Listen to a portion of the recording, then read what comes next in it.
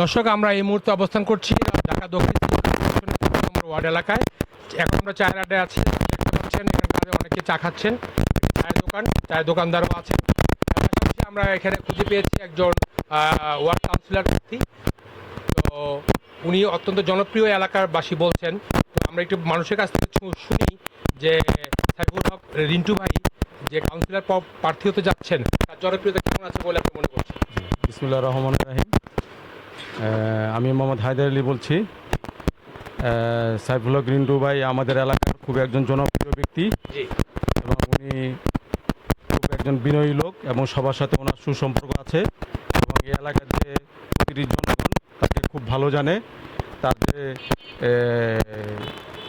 তার যে আচরণ বা তার যে ব্যবহার খুবই ভালো এবং আমরা তাকে খুবই ভালো জানি এবং উনি আমাদের সাথে খুবই ভালো ব্যবহার করেন এবং এখানকার যে জনগণের যে সমস্যাগুলো থাকে এটা উনি দেখেন এবং উনি সবার খোঁজখবর নেন এবং গরিব দুঃখী মানুষের পাশে উনি থাকেন।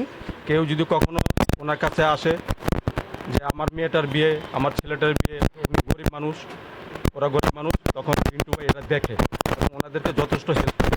ধন্যবাদ। তো এখানে আমরা একজন চা খাচ্ছেন, আপনার কাছে জিজ্ঞেস করবো যে আসলে এই যে চায়ের দোকানে চা খাচ্ছেন, সামনে নির্বাচন আছে সিটি কর্পোরেশন, আপনাদের কাছে কি মনে হচ্ছে? আলহামদুলিল্লাহ ভালো। আপনার কাকে কেমন প্রার্থী চান? আমরা বাইকে চাই, হিন্দু বাইকে।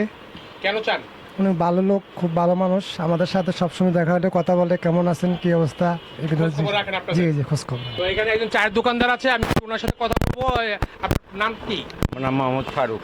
ফারুক ভাই, সামনে নির্বাচন আসছে, আপনারা কেমন প্রার্থী চাচ্ছেন? যে আমাদের অত্র 14 নং ওয়ার্ডের যে আমাদের বর্তমান যে নির্বাচনী সামনে আসছে এই হিসাবে আমাদের মাঝে যে রিন্টু ভাই একটা প্রতিনিধি, উনি খুবই দীর্ঘদিন ধরে নির্বাচনী জন্য প্রস্তুতি। তবে আশা করি সৎ লোক এবং যোগ্য ব্যক্তি। আমরা চাই ওনাকে নমিনেশন দেওয়ার জন্য আমরা অনুরোধ করছি। আচ্ছা, তো এখানে সবার সাথে চায়ের দোকানে আমরা রিন্টু ভাইকে পেয়েছি। তো রিন্টু ভাইয়ের যে জনপ্রিয়তা রয়েছে, এর পিছনে রিন্টু ভাই কি কারণ রয়েছে? আপনি এত জনপ্রিয়তা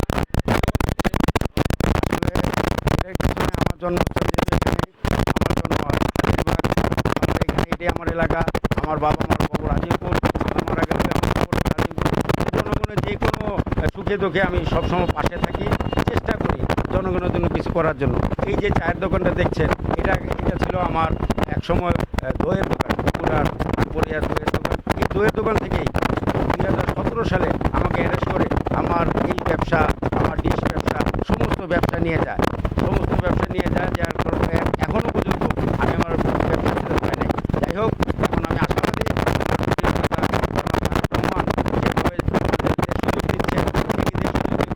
আমাদের সুযোগ দেয়, আমি আমার ওয়ার্ডের সমস্ত সমস্যার সমাধান করার চেষ্টা করবো ইনশাআল্লাহ। আমার আশা। দর্শক শুনলেন, রিন্টু ভাই বললেন তিনি জনপ্রত্যাশা সম্পূর্ণরূপে পূরণ করবেন এবং জনগণের যে দাবিগুলো রয়েছে তিনি নির্বাচিত হন, জনগণকে সাথে নিয়ে সেই দাবি পূরণের দৃঢ় প্রত্যয় ব্যক্ত করেছেন। টালিঅফিস মোড় থেকে মাইনুল ইসলাম মিলন, ইউএনবি নিউজ, ঢাকা।